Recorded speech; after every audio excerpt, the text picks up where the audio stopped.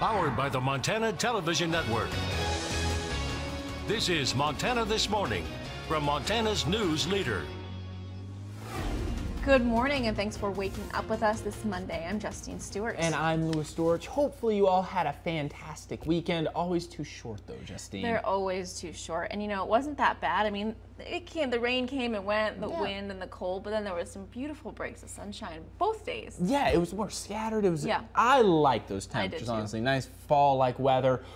We're going to see more rain and snow today, so we're going to have to deal with that. But then by the end of the week, we're talking about some more nice fall weather rolling in. Today, though, yes, we're talking about this winter storm warning in place. That is anywhere in the pink and moving in a little bit closer. West Glacier, Marias Pass, below 4,000 feet, 1 to 3 inches. Above 4,000 feet, could see 3 to 6 inches with locally up to a foot possible. Again, that's going to be until Tuesday morning at 6 a.m. Then we have this winter weather advisory in the purple. McDonald Pass, Homestake Pass, Seeley Lake area, Georgetown Lake area could pick up 2 to 4 inches of snow with up to 8 inches possible in the higher elevations. And then anywhere in the tan, this is a lake wind advisory. That's for the areas around Flathead Lake there. We could get high wave heights, 2 to 3 feet. Damage to boats and docks possible as that system rolls through. Well, police have identified the man who opened fire on the Las Vegas Strip in what is the deadliest mass shooting in modern U.S. history. More than 50 people were killed, more than 200 injured. That shooter, identified as Stephen Paddock of Mesquite, Nevada, in his 60s, and police say he'd been living in a retirement community and did not have any run-ins with law enforcement. John Schumo has the latest this morning.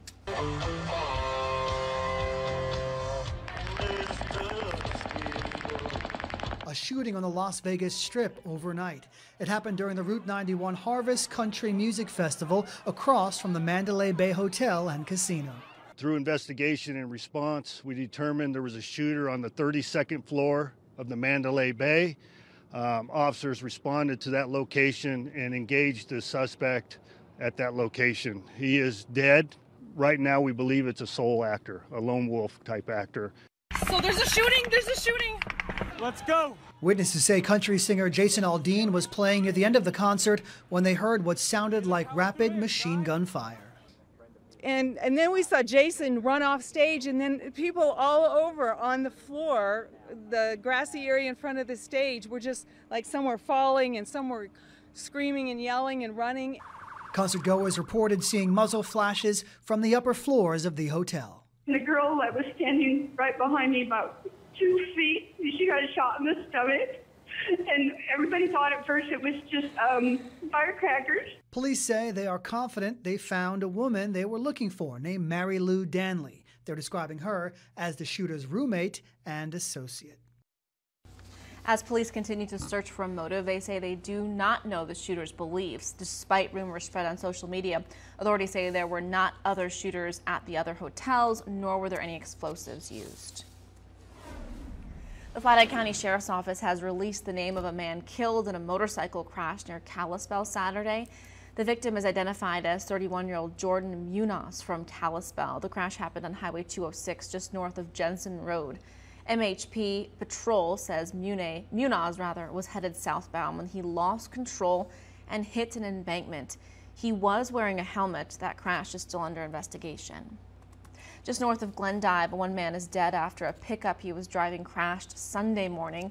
MHP says in a report stated by MHP, that man was driving southbound on secondary highway 254. The 37-year-old man was from Circle and he veered off the roadway several times before the vehicle rolled. The driver was not wearing a seatbelt and was ejected. MHP says alcohol, drugs, and speed are suspected factors in this crash.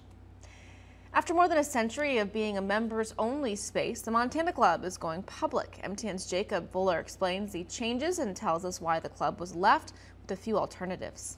Just a few months ago, walking through these doors at the Montana Club to have dinner would have required a membership, but now our membership was dwindling and dwindling, so the decision was made to allow the general public to use the dining room and to come in and use the lounge. Historically, the Montana Club only allowed members who paid pricey monthly fees to dine, socialize, and network, but that model no longer works. Social networking sites and the internet have supplanted the need for private clubs. That notion has just, the time has passed it by. And for the Montana Club, it was do or die. We were facing, quite frankly, the possible extinction of the Montana Club after 132 years. Since no one wanted to see that happen to the historic club, a new model is being put in place. The club will soon be a co-op where the public can buy stock with safeguards in place that limit 1 share per person. Essentially, it becomes a community asset. Someone with money can't come in and buy up all the shares and take control of the organization. It remains essentially in the public interest.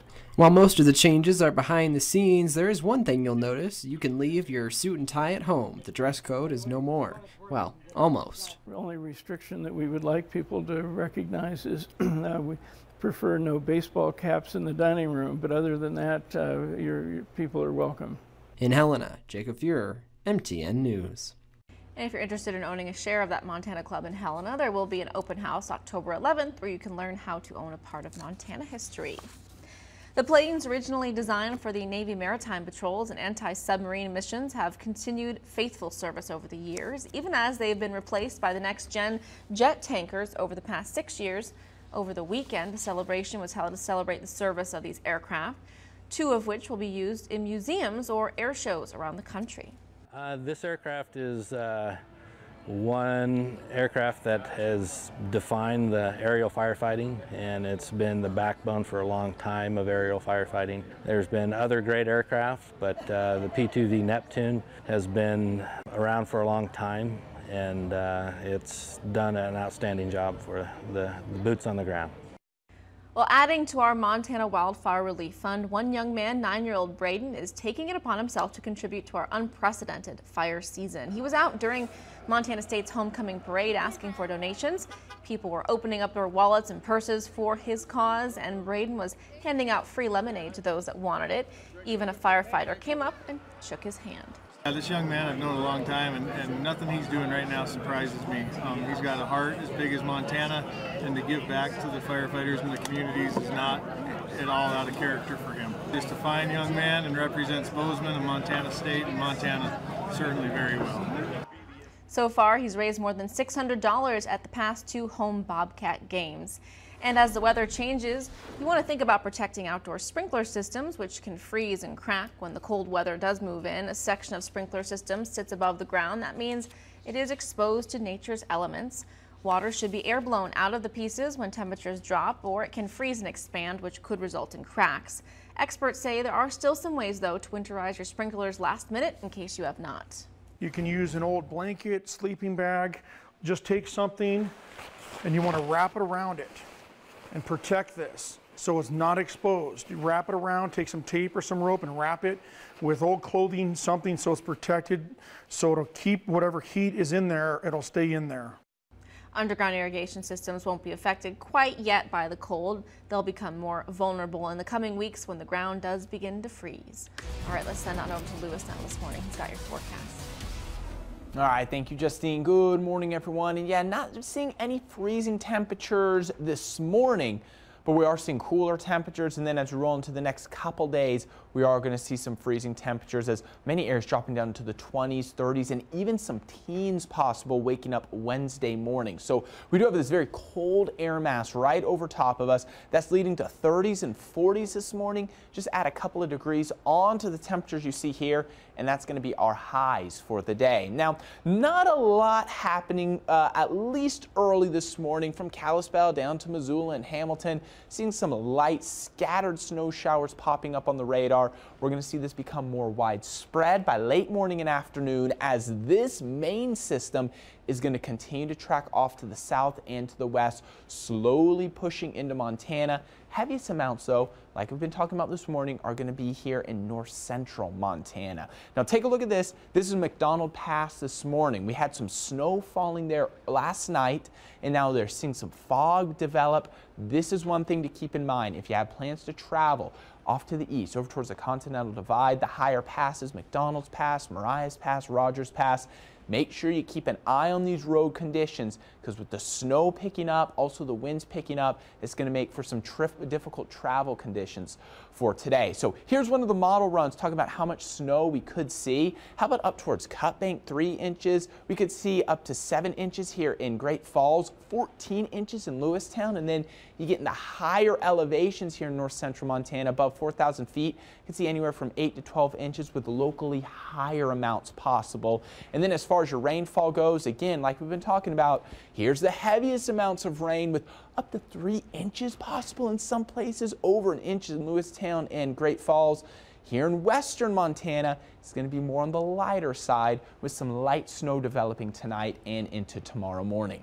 Here's your 7-day forecast for Missoula. 43 today, 48 tomorrow, 50s Wednesday and Thursday, then 60s Friday and Saturday. It looks like it's going to be a really nice start to the weekend. Kalispell will be 44 today, about an 80% chance of seeing those rain showers develop. 49 tomorrow, 50s Wednesday and Thursday. And then the further south you go, the more scattered and light the rain showers are going to be. Hamilton, about a 50% chance of seeing some light rain this afternoon.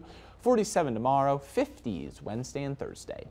Really cold temperatures overnight. Yeah, it's going to next few days. Yeah, it's going to be chilly. Average highs just still in the middle and upper 60s. We're going to be only in the 40s, 30s and 40s today and tomorrow. So really chilly. Warming up though by the end of the week. All right, well, stick around. We'll be right back after this. But first, here's some birthday shout outs for you this morning.